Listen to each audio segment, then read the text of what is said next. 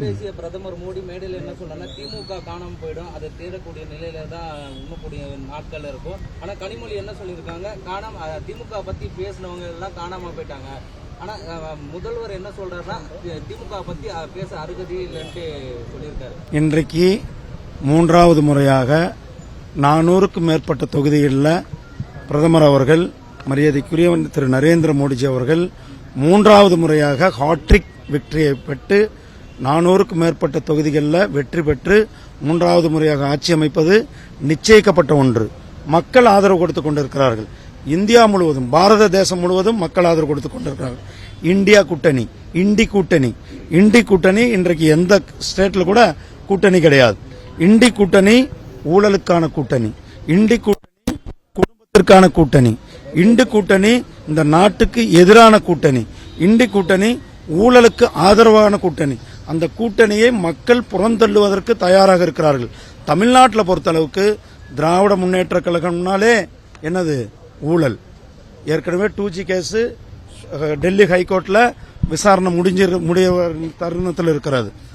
அதே நேரத்தில் ஒரு அமைச்சர் முன்னாள் அமைச்சர் புழல் ஜெயிலில் இருந்து கொண்டிருக்கிறார். ஒரு அமைச்சர் 2 மாசத்துக்கு முன்னாடி பதவி இழந்திருக்கிறார். ஒரு அமைச்சர் போன வாரம் என்ன சொல்லியிருக்காங்க, போய் விசாரணை எதிர்கொள்ளுன்னு சொல்லியிருக்கிறாங்க. இன்னும் தொடர்ந்து கிட்டத்தட்ட 11 அமைச்சர்கள் மேல ஊழல் புகார்கள் இருந்து கொண்டிருக்கிறது. இந்த 11 அமைச்சர்கள் மேலையும் விசாரணை நடந்து கொண்டிருக்கிறது.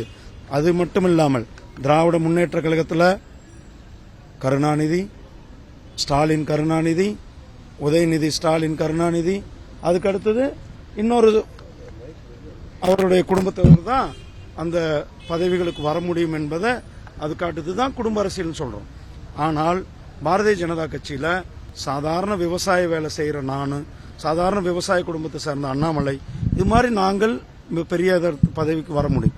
திராவிட முன்னேற்ற கழகத்தில் வர முடியுமா? ஒரு பட்டியல் இனத்தை சேர்ந்தவரை திராவிட முன்னேற்ற கழகம் முதலமைச்சராக்க முடியுமா? அல்லது அந்த கட்சியினுடைய தலைவராகவோ அல்லது பொதுச் செயலாளராகவோ ஆக்க முடியுமா?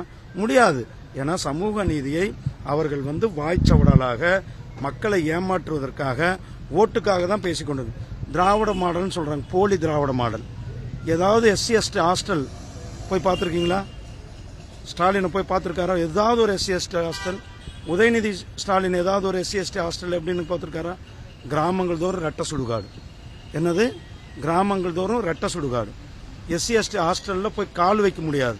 இதுதான் போலி திராவிட முன்னேற்ற கழகத்தினுடைய சமூக நீதி. திராவிட மாடல், தோல்விற்ற திராவிட மாடல். அவர்களுக்கு நம்மளுடைய தமிழக மக்கள் வருகிற இன்னும் 2 மாசம் தான் இருக்கிறது. சரியான பாடத்தை புகற்றி அவர்களை ஓரங்கட்டி உட்கார வைப்பார்கள். தமிழக அரசியல்ல ஒரு பெரிய வரலாற்று திருப்பு முனையாக பாரதிய ஜனதா கட்சியினுடைய கூட்டணி 39 தொகுதிகளிலும் வெற்றி பெற்று எங்களுடைய பாராளுமன்ற உறுப்பினர்கள் அங்கிருப்பார்கள்.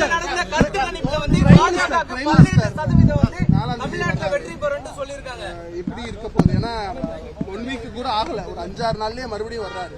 உங்களுக்கு தெரியும், இன்றைக்கு பிரதமர் அவர்கள் இந்தியா முழுவதும் சென்று திட்டங்களை, ஏற்கனவே இந்த நாடு மிக வேகமாக வளர்ந்து கொண்டிருக்கிறது.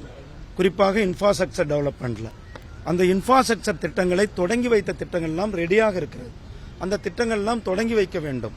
அந்த திட்டங்கள் எல்லாம் நாட்டுக்கு அர்ப்பணிக்க வேண்டும். ஏன்னா எலெக்ஷன் கோடு வர்றதுக்கு முன்னாடி மக்களுக்கு கொடுக்க வேண்டும்.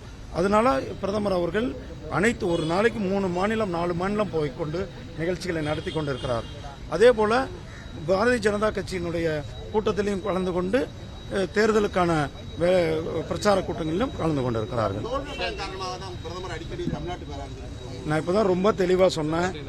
யாருக்கு தோல்வி பயம்? ஸ்டாலினுக்கு தோல்வி பயம், திமுகவுக்கு தோல்வி பயம், ஊழல் திமுகவுக்கு தான் தோல்வி பயம். நன்றி.